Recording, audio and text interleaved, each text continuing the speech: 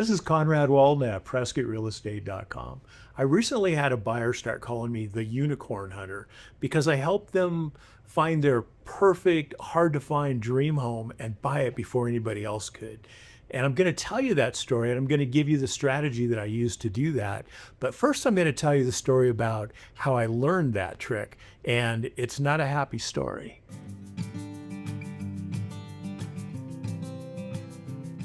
So here's the story of how I learned this strategy. And before I get into the details, I got to give you a little background. In the MLS, a listing can be active, which means anybody can show it, anybody can write an offer, all agents, all buyers are welcome to it. Or it's pending, which means they've accepted an offer, it's in escrow, and they're going through the sales process. Or it's closed and it's a done deal. And a little while ago, a couple years ago, I think, we had a new status added called coming soon. Now, coming soon means you can advertise it. You can put signs up, you can put it in the MLS. Everybody knows it's out there and it's coming soon, but nobody can show the house. You can't unlock the front door and walk through it and show your buyer. So it's kind of a weird, in the middle kind of a listing.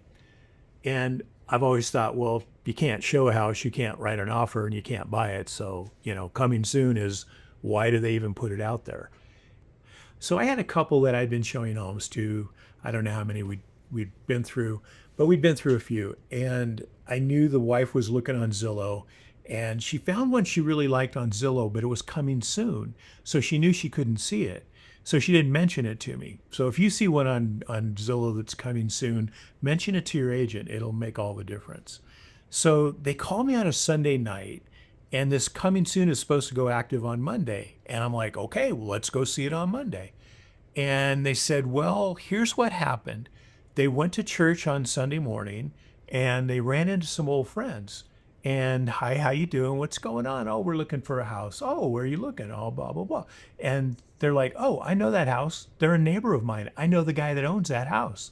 Well, it's coming soon. And they're like, well, I know the guy. Do you want to just come look at it? And they're like, sure, let's go over. So they went over and they talked to this guy, friend of a friend, sat around the pool, talked for a while, made friends, told stories, had a great time. While they were there, I guess when they first got there, there was a guy leaving, and the owner of the house said, man, I hope that guy doesn't make me do a lot of repairs. And they're like, what do you mean? And he's like, yeah, I've got a deal on the house. I've accepted an offer, and I hope that guy doesn't make me do repairs. And I'm thinking, you can't show a house before it's active. That ain't right. And so I'm like, well, let's see what happens. So Monday morning, I look on the MLS, and sure enough, at 12:01, it went active. And about 7 o'clock in the morning on Monday, it went pending. He had a deal in escrow already.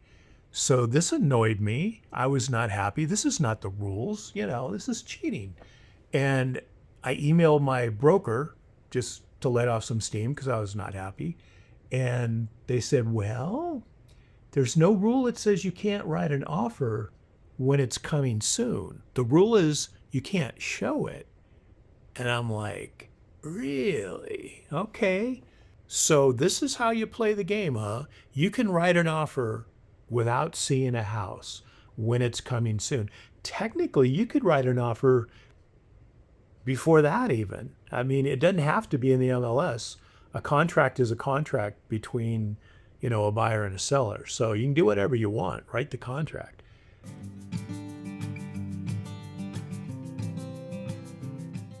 So I thought, well, that's interesting. So 4 or 5 days later, my second buyer, they email me and they're like, oh my gosh, I just found this house. This house is perfect. I love this house, but it's coming soon. What should we do?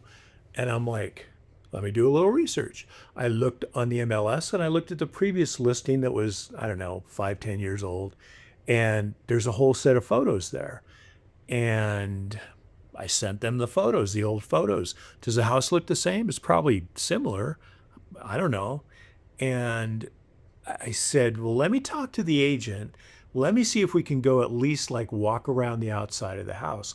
Walking around the outside of the house is not a showing.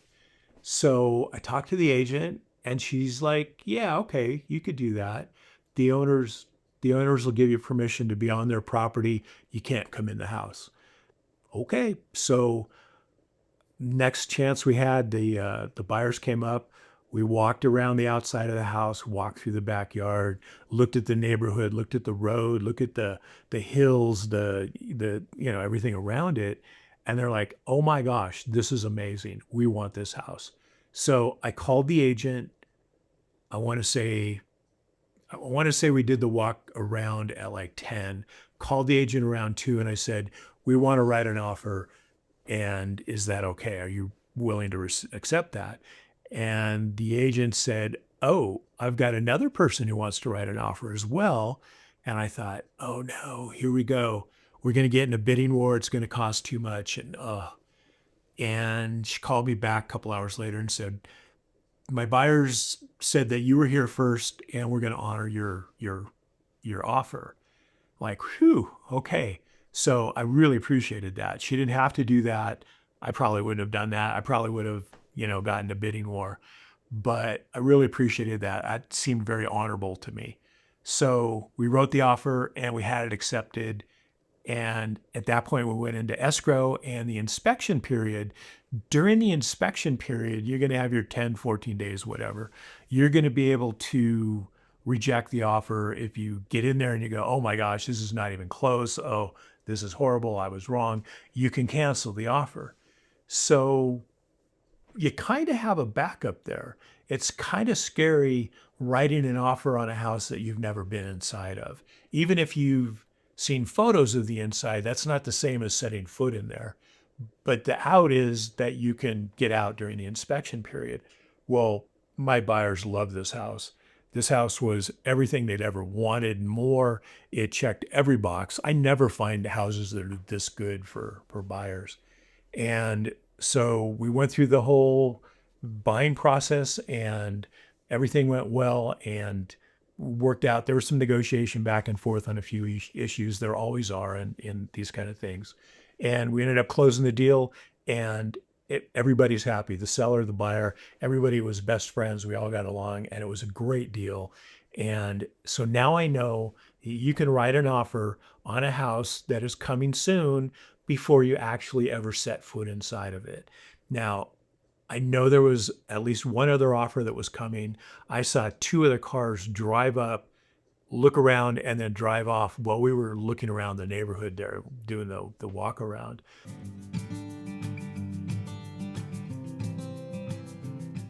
So just to go over the steps again, you need to define what your unicorn is.